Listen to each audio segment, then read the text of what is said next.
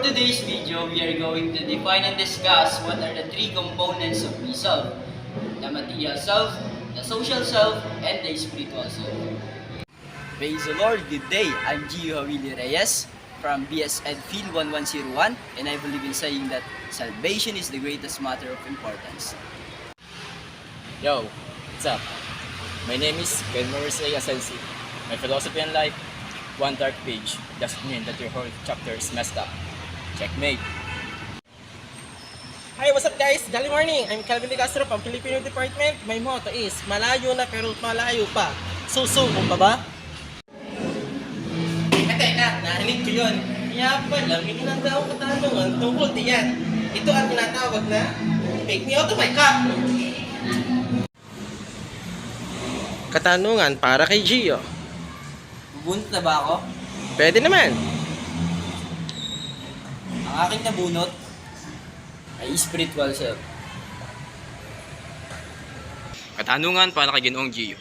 Paano may ugnay ang spiritual self sa iyong layunin sa buhay?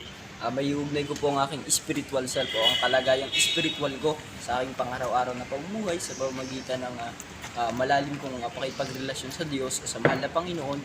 Ito'y magagamit ko na bilang inspirasyon upang magpatuloy at tumahak pa. Para sa ikalawang bubunot, ang mahiwagang pick me up cup. Nabunot ko, material self. Katanungan para kay Ginoong Kelvin. Paano mo pinahalagahan ang mga material na bagay na meron ka sa kasalukuyan? Pinahalagahan ko ang mga ari-arian o ang bagay na iniwan sa akin ng aking ama, gaya ng motor. Iniwan sa amin ito para bilang alaala at alagaan namin siya. Para sa uling bubunot, ang mahiwagang Pick Me Out Cup!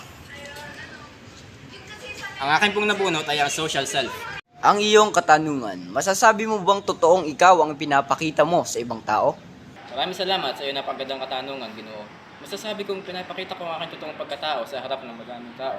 Ito'y sapagkat mas mahalaga na matanggap tayo ng mga tao kung sino talaga tayo at huwag tayo maging mapagkunwari. What is material self? Material self is things that a person have, entities, institution that a person belongs to. What is social self?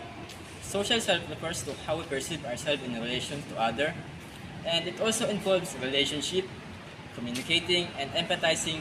What is spiritual self? Your spiritual self is you in your most beautiful and powerful form. It is the authentic self, the unconditioned part that you without patterns.